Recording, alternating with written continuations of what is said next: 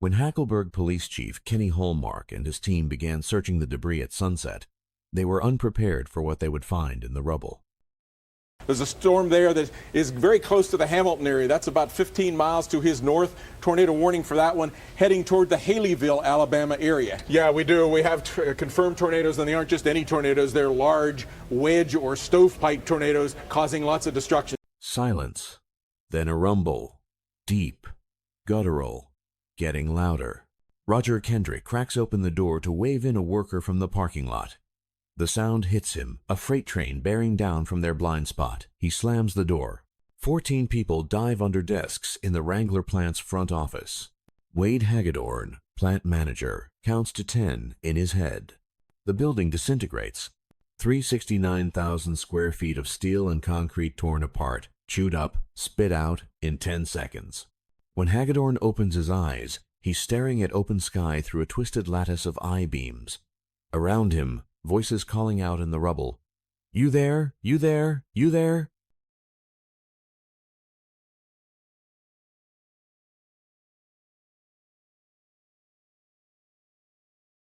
Holy shit. It sounds like a fucking train. It really does sound like a train. Get in there. Oh my God. Sarah, listen, it sounds like a train. I've never been in. Listen.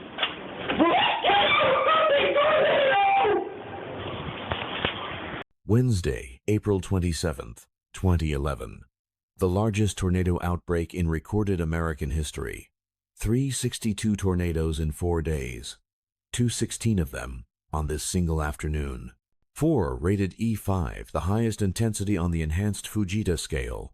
Winds exceeding 200 miles per hour. The kind of atmospheric violence that occurs statistically less than once per year in the entire United States. One of those 4 E5s became a 102-mile scar across northern Alabama. It lasted 2 hours and 35 minutes, reached a maximum width of 1.2 to 5 miles, killed 72 people, injured at least 145 more. The Hackleburg Phil Campbell tornado, the deadliest single tornado in Alabama history, a fast-moving catastrophe that scoured pavement from roads, swept anchored homes from foundations, and threw pairs of jeans 40 miles through the sky. This is the story of what happened when a perfect atmospheric setup collided with small-town America.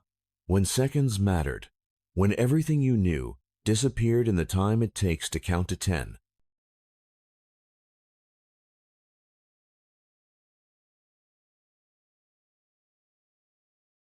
Madison County, and I'm seeing an inflow notch, which is an indication that very strong winds are blowing into this storm, and I'm seeing a debris ball on the radar, which is an indication that there is more than likely a tornado on the ground at this time.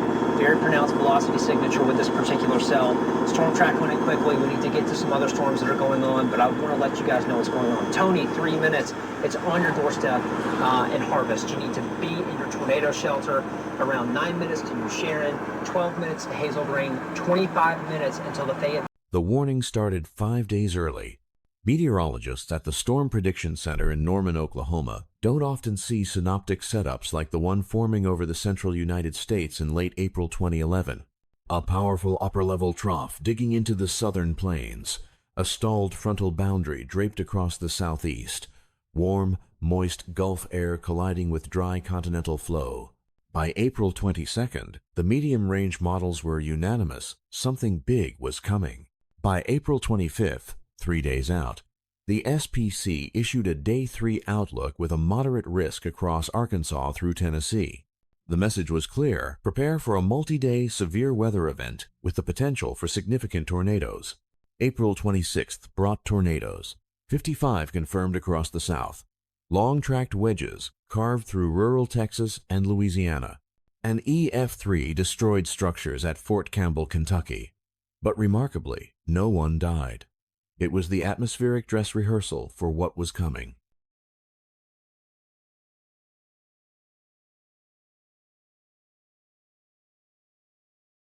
Right there. Where is it? That's just shoot right there, bud. Shoot. That's it, right there. Over them trees that you can see. Wow.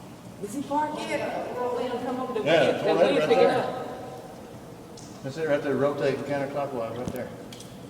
Where you go? Where is They he? said the one done hit Anderson Hills over at Toledo. At 4 a.m. on April 27th, Birmingham meteorologist James Spann got the call he'd been dreading. The first tornado warning. Spann had been in broadcasting since 1973. 48 years old. A fixture in Alabama homes. The man Central Alabamians turned to when the sky went dark. He'd planned to work from home that morning before heading to the ABC 3340 studios. Instead, he rushed in. Yeah, look at that smoke, man. The morning brought a quasi-linear convective system, a squall line embedded with rotating mesovortices. Not the discrete supercells forecasters feared most, but dangerous nonetheless.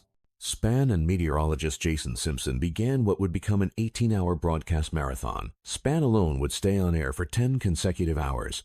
The morning round killed 5 people, caused extensive damage, knocked out power to thousands, and it was just the warm-up.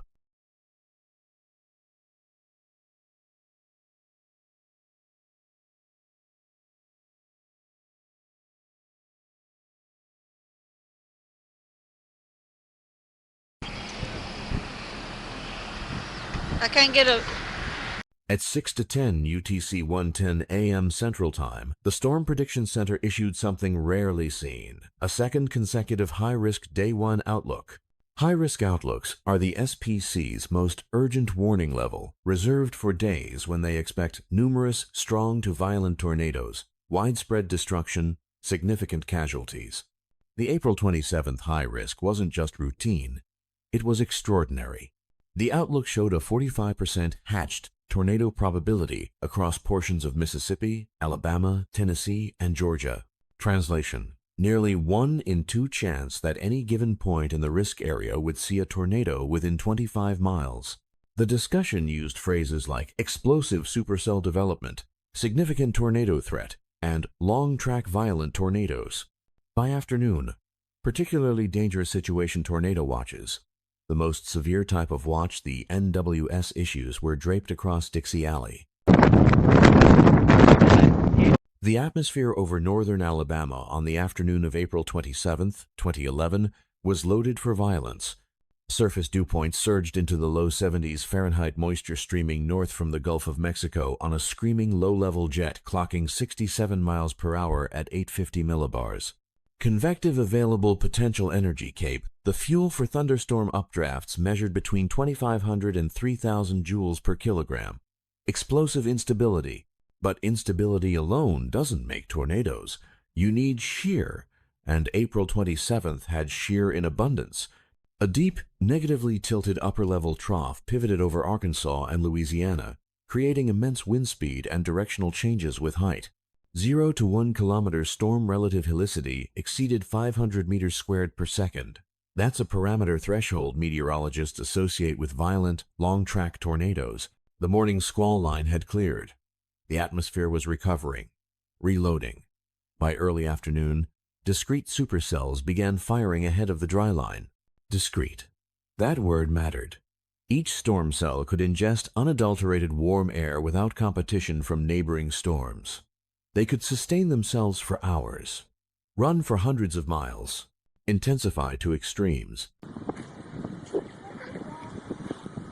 The parent supercell that would produce the Hackleburg tornado initiated over eastern Mississippi in the mid-afternoon.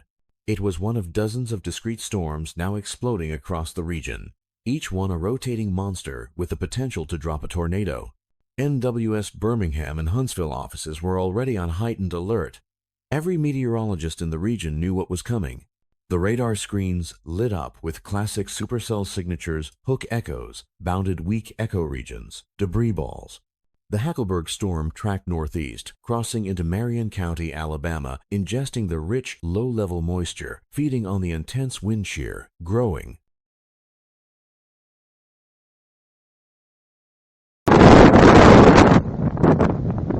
At 3:05 p.m. Central Daylight Time, the tornado touched down Location, approximately 5 miles west-southwest of Hamilton, Alabama, near Alabama Highway 19 and Sipsey Creek. Marion County. Rural farmland, scattered homes, dense forest. Initially, it was manageable. EF1 to EF2 intensity. A wedge-shaped vortex ripping through trees, tearing roofs from homes, snapping power poles. Significant damage, yes, but survivable. The kind of tornado that happens dozens of times each year across Tornado Alley. But this storm wasn't done intensifying. It was just getting started. Pieces of something dropping in the field.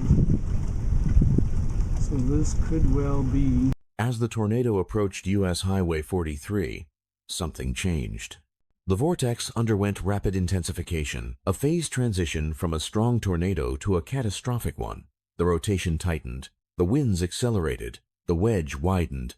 Within minutes, the tornado transitioned to E4 intensity. It destroyed multiple homes along Highway 43, sweeping away well-built structures.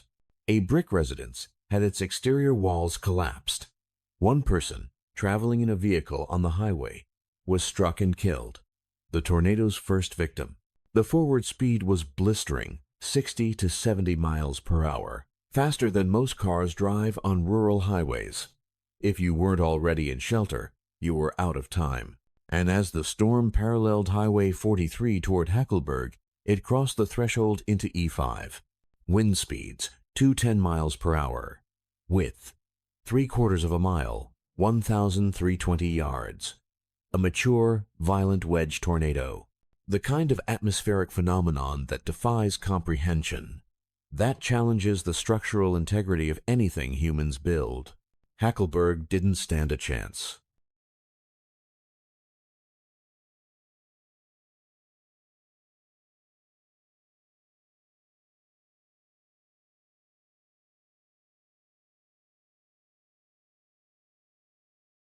Of a lot of it hitting earlier and the way the wind changed, and I'm filming some of it now, and you can just see the sheets of rain kind of just going in different directions.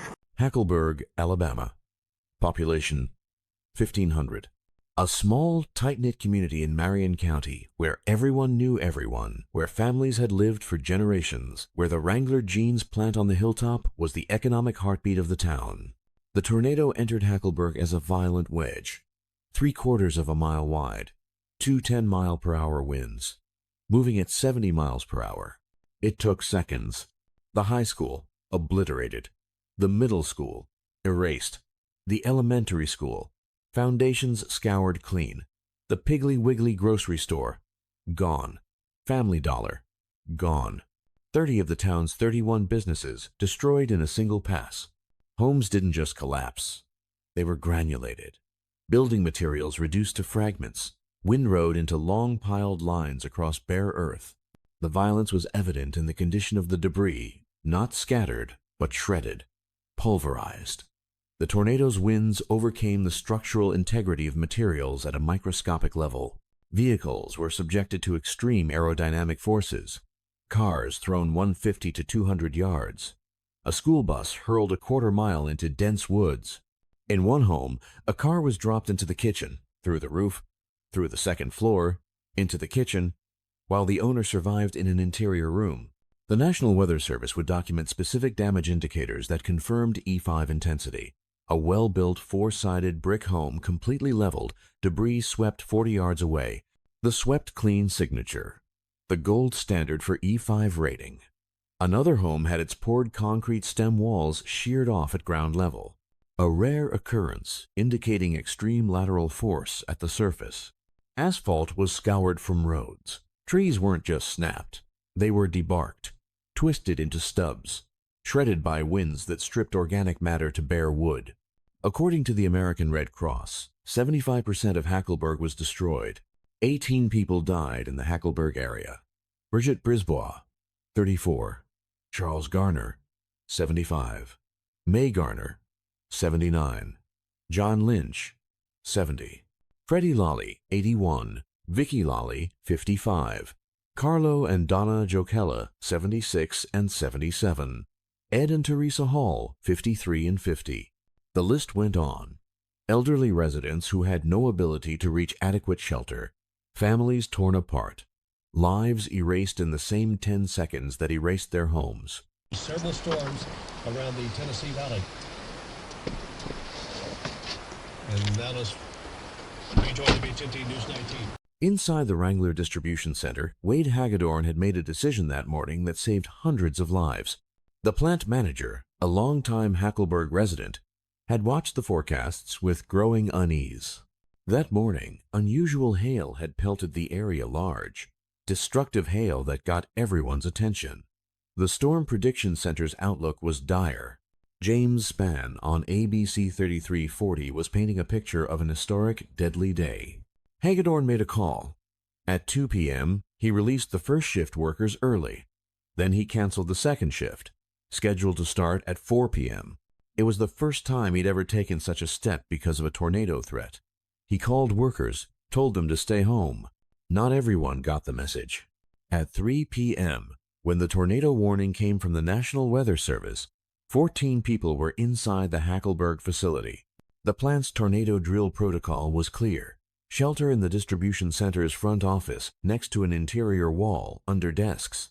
At 3:25 p.m., Hagedorn spotted a worker in the parking lot retrieving something from his truck. He asked Supervisor Roger Kendrick to help get the worker inside. Kendrick opened the door. He heard it immediately. The roar, distant but approaching, a sound like no other. The deep, grinding rumble of a massive tornado. We didn't see anything because it was coming from our blind spot, Hagedorn later recalled. The tornado came, and we went into the office. 10 seconds. That's how long it took for the 369,000 square foot facility to be destroyed.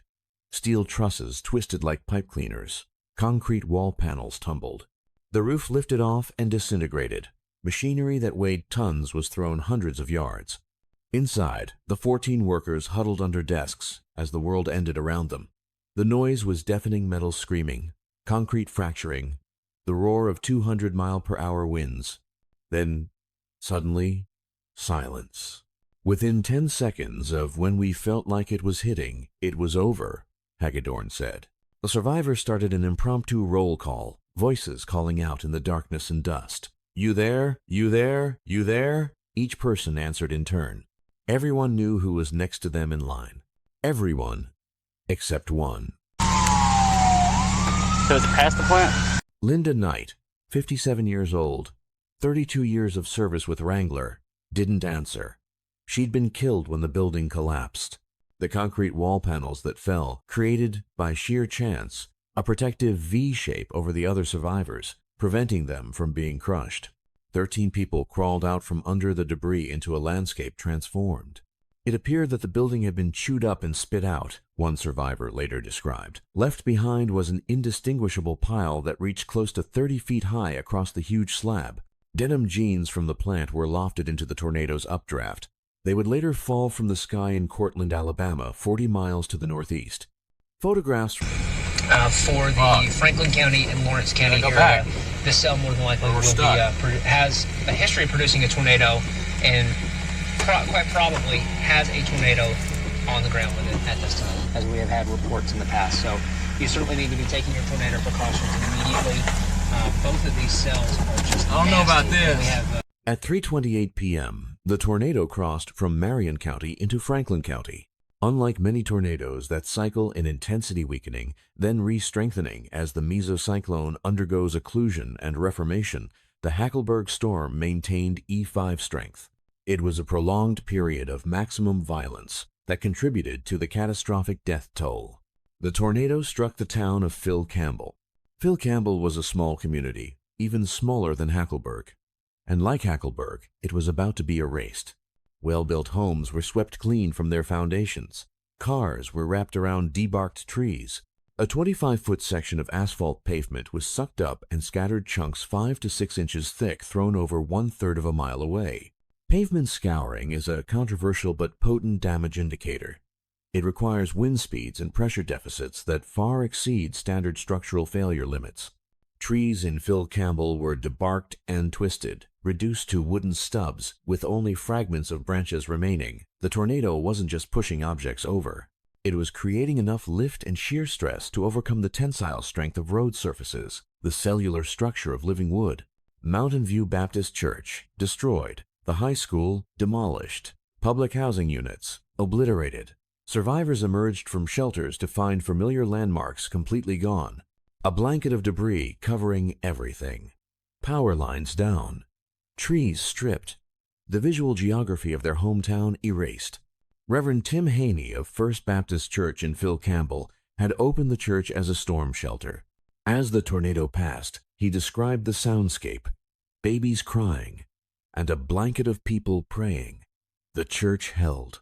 When Haney stepped outside, he noted with shock, everything was gone except my home. 27 people died in Phil Campbell. 937 structures were destroyed. Donna Berry, 52, Neela and Zan Reese Black, 68 and 45, Jack Cox, 78, Donnie and Patricia Gentry, 63 and 50, 10-year-old Ricky Knox, Amy and Jay LeClaire, 33 and 45, entire families, longtime residents, the elderly, the young. In a community where everybody knew everybody, the grief was communal and inescapable. Everybody helped everybody. Everybody knows everybody, local official Rita Barton would later say. It was both the strength and the tragedy of small-town America. When disaster struck, it struck everyone you knew. A half-mile wide tornado, head this way. After Phil Campbell, the tornado didn't weaken. It broadened. As it moved into Lawrence and Limestone counties, passing through the rural community of Oak Grove, it reached a maximum width of 1.25 miles, 2,200 yards, nearly 3/4 of a mile on each side of the center. A catastrophic swath. The National Weather Service Huntsville office would later describe the damage in Oak Grove as a relative maximum in intensity well into the E5 category. This was the tornado at its absolute worst. A large, well-constructed home with extensive anchoring was swept clean from its foundation. The forensic analysis of this site was particularly significant. A Corvette sports car, a heavy, low-profile vehicle, was mangled and thrown 641 feet, that's a measured distance, not estimated, measured, over 2 football fields. Another large vehicle from the same site has never been found. It remains missing to this day. The ground scouring in Oak Grove was severe. Bare soil where homes had stood. A block home nearby was disintegrated, not collapsed, disintegrated. The only remains of a chicken house were a small piece of a metal truss. Tree damage was absolute. Large percentage of trees stripped completely bare of bark and branches. A cargo container, the kind used for shipping on trains and trucks, weighing thousands of pounds, was picked up and blown approximately 600 yards. These are the damage indicators that define E5 intensity. Not just destroyed structures, but the complete removal of everything. Scouring, granulation, the kind of wind force that is difficult to replicate in laboratory simulations.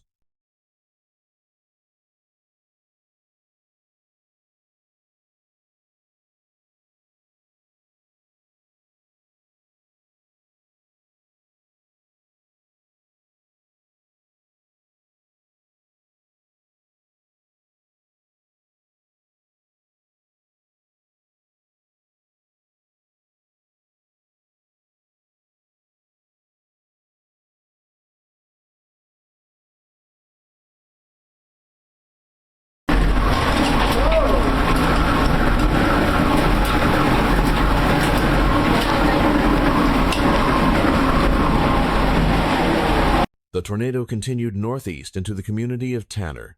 Tanner occupies a tragic place in meteorological history. During the 1974 super outbreak, the previous benchmark for tornado devastation in the United States, Tanner was struck by 2 5 tornadoes on the same day, April 3rd. 2 separate violent tornadoes, hours apart, devastating the same small community. And on April 27, 2011, it happened again. The Hackleburg tornado, maintaining violent intensity, struck Tanner. Homes obliterated along a wide swath. Cars carried airborne for hundreds of yards. Intense ground scarring visible in NWS aerial surveys. Survivors describe the storm as a nightmare. Homes crumbling around them as they huddled in bathrooms and interior closets. The psychological toll of being struck repeatedly, 1995 for some residents, 2011 for others, and for the older residents, memories of 1974 was immense. The repetition isn't supernatural, it's statistical probability combined with geography. Tanner sits in the Tennessee Valley, where flat terrain offers little frictional disruption to supercell inflow. Long-track supercells, traversing from Mississippi into Alabama, often pass through this corridor. The meteorology is unforgiving. Here we are, the 27th of April, 2011. Possible wedge tornado passing just to our west. There's the Decatur, the railroad tracks. We're on the Helen Keller Bridge, the Lightning Max. We believe to be a large, violent tornado just to our west. We zoom in on it. Zoom in on it now. I believe it's right there. The storm continued into Madison County, striking the Harvest area, specifically the Anderson Hills subdivision. Anderson Hills had been devastated by a 4 tornado in 1995. Well-constructed homes destroyed, lives lost. The community rebuilt. And on April 27, 2011, 16 years later, it was hit again. Well-constructed homes suffered complete wall collapse, consistent with low-end E4 winds approximately 170 miles per hour. The tornado had weakened slightly from its Oak Grove peak, but it was still catastrophic. James Redman had lived in Anderson Hills for over 20 years. He'd survived the 1995 strike. This was the second time, he recalled. The first time was a direct hit. We got taken out. The lesson from 1995, the absolute necessity of underground shelter, kept his family safe in 2011, though the psychological toll was crushing. Residents spoke of Anderson Hills being a tornado magnet. Local folklore attributed it to geography, topography, bad luck.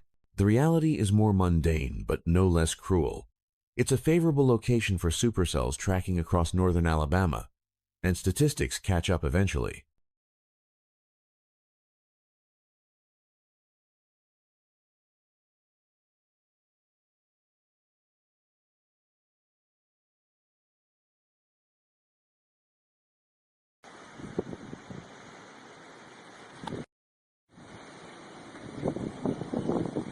The official National Weather Service record lists the Hackleburg Phil Campbell tornado as a continuous track of 132 miles, starting in Marion County, Alabama, and dissipating in Franklin County, Tennessee. A single, long-lived vortex that traversed multiple counties and state lines without lifting. But research from the University of Alabama in Huntsville, using high-resolution aerial imagery and radar data from the Armor system, challenges that conclusion. Their findings indicate a break in the damage path northwest of Meridianville, Alabama. According to their analysis, the primary Hackleburg vortex, the E5, dissipated after 103.19 miles. An 18-mile gap followed where no tornado damage occurred, confirmed by both satellite imagery and ground surveys. After that gap, a new rotation formed and produced a separate EF3 tornado in Huntland, Tennessee. The distinction is physically significant. It suggests the parent supercell underwent a cycling process, occluding the old mesocyclone, generating a new one, rather than maintaining a single steady-state vortex for the entire duration. However, for the victims on the ground, the distinction is largely academic. The supercell responsible for the devastation remained potent and deadly across the entire corridor. The violence of the Hackleburg to Harvest segment remains undisputed. 102 or 132 miles. Either way, it was one of the longest-tracked violent tornadoes in modern American history.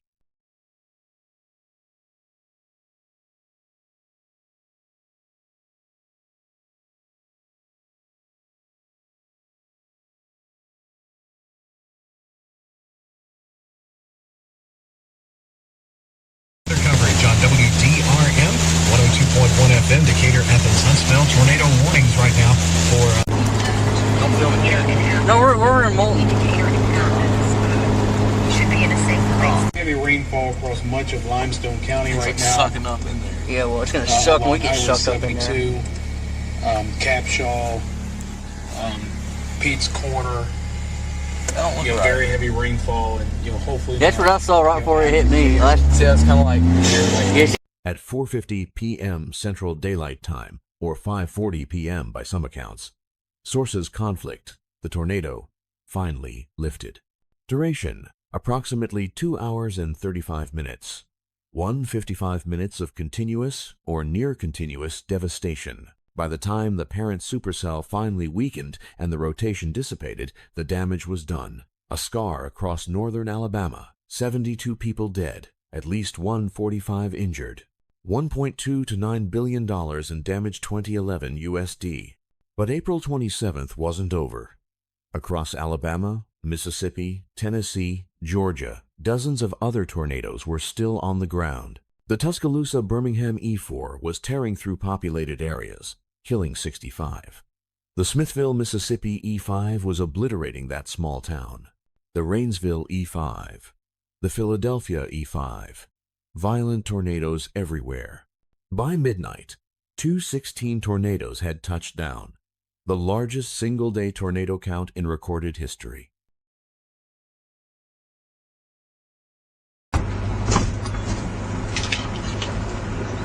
Dawn on April 28th revealed the scope of the catastrophe. In Hackleburg, searchers picked through mountains of debris, twisted metal, shredded wood, personal belongings scattered across miles. The search for survivors became a search for the missing, then a search for the dead. The Alabama National Guard mobilized rapidly, approximately 3,000 troops deployed by May 5th. They conducted search and rescue operations, distributed supplies, provided generators to overwhelmed hospitals. FEMA teams arrived. The Red Cross opened multiple shelters. President Barack Obama approved a major disaster declaration on April 28th, FEMA 1971-DR, for 43 Alabama counties, including Marion and Franklin. Federal assistance for recovery flowed in, but nothing could bring back the 72 lives lost. Tornado on the ground, debris falling out of the sky. The final numbers were staggering. Statewide, the April 27th outbreak killed 252 people in Alabama alone. 62 tornadoes touched down in the state in an 18-hour period. 3 rated E5, 8 rated E4. The Hackleburg tornado, specifically, 72 deaths later, revised to 71, as one Phil Campbell resident who died in Hackleburg was double counted. At least 145 injuries. $1.2 to $9 billion in damage. 2+ miles of continuous devastation. Deadliest single tornado in Alabama history. Deadliest U.S. tornado since the 1955 Udall, Kansas tornado that killed 80 passant. In Hackleburg, 75% of the town destroyed. 495 structures damaged along a 25-mile path through Marion County alone. In Phil Campbell, 937 structures destroyed. In all, over 23,000 homes destroyed or damaged statewide.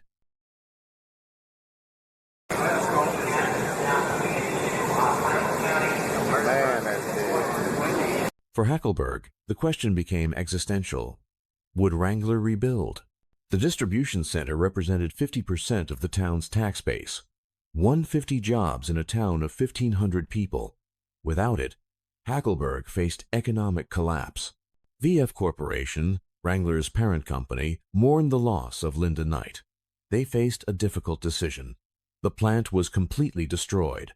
They could collect insurance, relocate operations to another existing facility, write off the loss.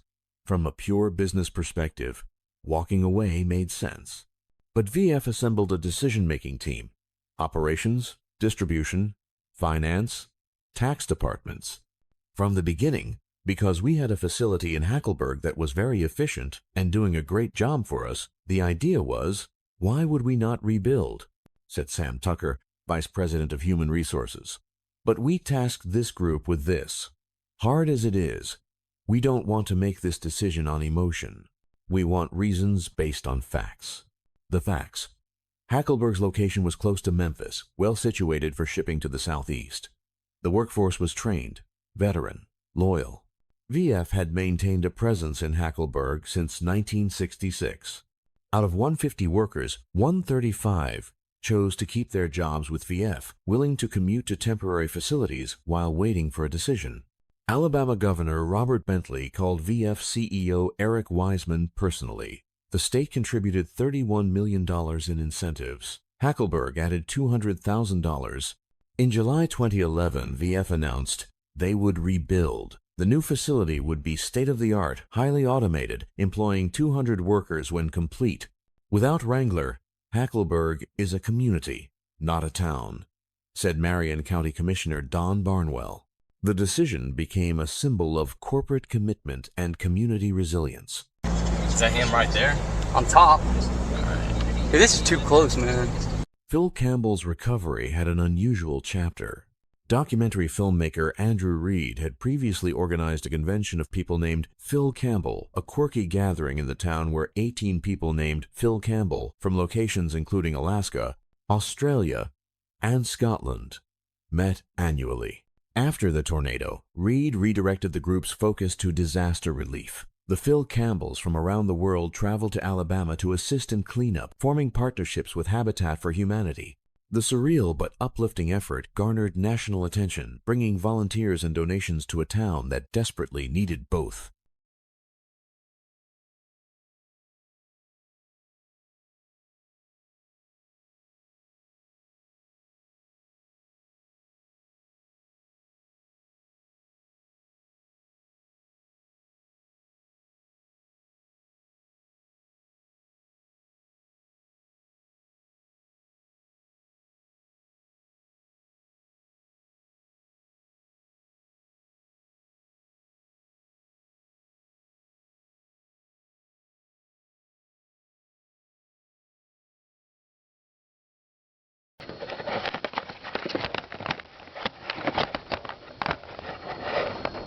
The psychological impact on survivors was profound and lasting. Survivors reported symptoms of PTSD, severe anxiety during subsequent storms, audible hallucinations of tornado sirens, flashbacks to the roar of the wind. In communities where everyone knew everyone, the grief was inescapable. You didn't just lose neighbors. You lost friends, family members, the fabric of daily life. Don and Sis Sanders, survivors of the Shoal Creek tornado, later that same evening, described seeing a cross, negative, 2 pieces of wood fused together in the rubble. It became a spiritual touchstone, a symbol of faith amid devastation. In Hackleburg, Brandy Abels lost her father, Rodney, to a second tornado that struck Marion County later that afternoon. Rodney had been desperately trying to find out if his wife, who worked at the Wrangler plant, had survived the first tornado. He died at home before learning she was safe. 1 week prior to him getting killed in the tornado, he was saved, Brandy later said, tears streaming. So that makes me have comfort to know that he was saved. That's how I get through it. James Spann, the meteorologist who spent 10 hours on air, admitted years later, "I've really not processed everything that happened that day 10 years later. I don't think I ever will. That day will certainly be part of my soul for a long time."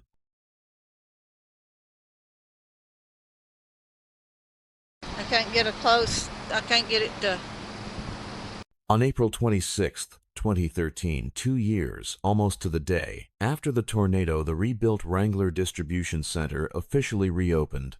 Governor Bentley cut the ribbon alongside VF CEO Eric Wiseman and plant manager Wade Hagedorn. 150 employees stood on each side. Inside, a conveyor system 2 miles long, capable of handling 27 million pairs of jeans per year. A 369,000 square foot facility gleaming with new equipment. But before the celebration, there was remembrance. A memorial was unveiled at the plant entrance, a mesh screen etched with the names of all 71 people killed by the tornado across the neighboring counties. Wade Hagedorn spoke simply. There was no question we wanted to do something to honor their memory. This will hang in the entrance, and everyone who goes into the plant will see their names and remember their sacrifices. At 3:28 p.m. that day, 75 people gathered along Highway 43 in Hackleburg. They stood in silence to mark the moment, the exact minute the E5 tornado had arrived to change their town forever.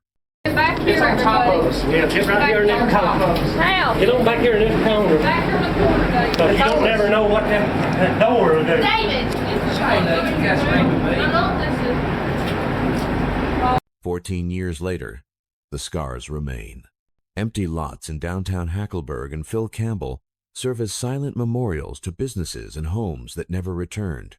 The population of Phil Campbell declined as residents, unable to find housing or overcome trauma, moved away. Mayor Darrell Colburn stood in front of an empty lot across from Hackleburg's rebuilt City Hall in 2021. In your mind, you're always thinking about what used to be. It seemed like everything you wouldn't want to get hit got hit that day. The town still lacks sufficient retail space. The trees are small, if they exist at all. In a place once named for its abundant hackberry trees, the forest hasn't fully recovered, but neither has it been defeated.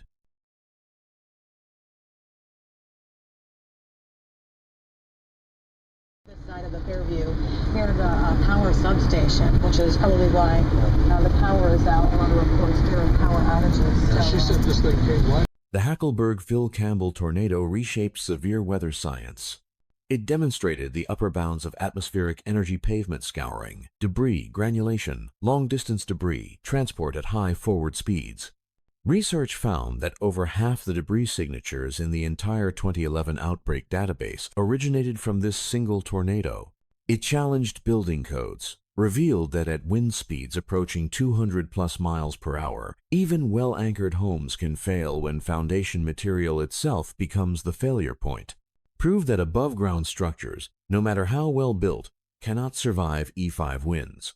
The mean lead time for tornado warnings on April 27th was 22.1 minutes. Probability of detection, 89%. From a meteorological science perspective, the warning process worked excellently. Yet 252 people died in Alabama. The lesson: warnings are necessary but not sufficient. You need underground shelter. You need a culture of preparedness. You need people to take warnings seriously despite high false alarm rates.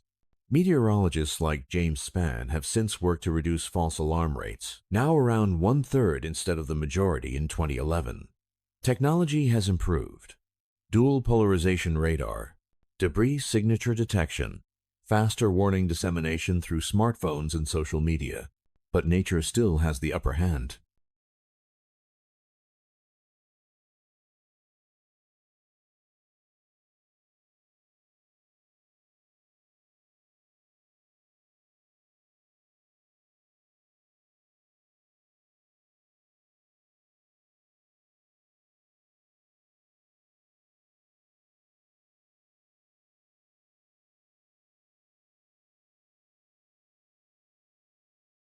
This is the first time I have ever seen this.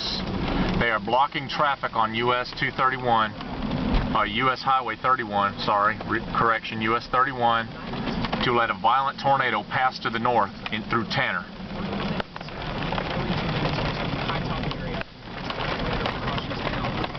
What survives when everything else is destroyed?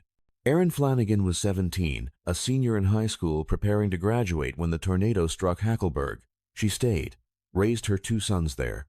"I try not to dwell on the things that we lost that day," she said. "I'm just thankful for the friendships that we gained and how everyone just came together to help us." The Wrangler plant workers Myra Hall, 33 years of service. Charlotte Walter, 20 years. Donna Frederick, 15 years. All chose to stay with the company, commuting to temporary facilities, waiting for the rebuild. "Wrangler stepped up to the plate," Hall said. "I mean, they took care of us." Reverend Tim Haney, who sheltered people in First Baptist Church as the tornado passed, witnessed the communal response. Survivors climbing through windows of destroyed hardware stores, not to loot, but to get what they needed and write down what they owed. The social fabric held when concrete and steel failed.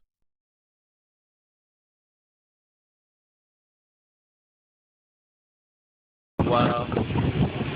Look right above you. I know those clouds are going that way. The Hackleburg Phil Campbell tornado of April 27, 2011 remains a definitive event in the study of severe weather.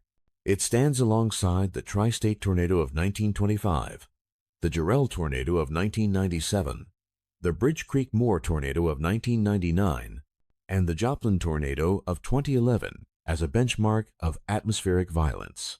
102 miles, 72 lives, 2 hours and 35 minutes, 10 seconds to destroy a building, seconds to sweep a home from its foundation, seconds to change a town forever, but also seconds to make the decision that saves hundreds of lives. Wade Hagedorn releasing workers early. Roger Kendrick getting that last person inside. Communities rallying around each other when the storm passed.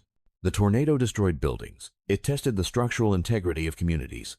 And while concrete and steel may fail, while trees may be stripped bare, while towns may be erased from their foundations, the human response, reinforced by faith, community, and external aid, remained unbroken. April 27th, 2011, the day the sky fell across Alabama, the day 72 souls were lost to the most powerful force in nature. Their names are etched in mesh at the Wrangler plant entrance. Remembered every April 27th at 3:28 p.m.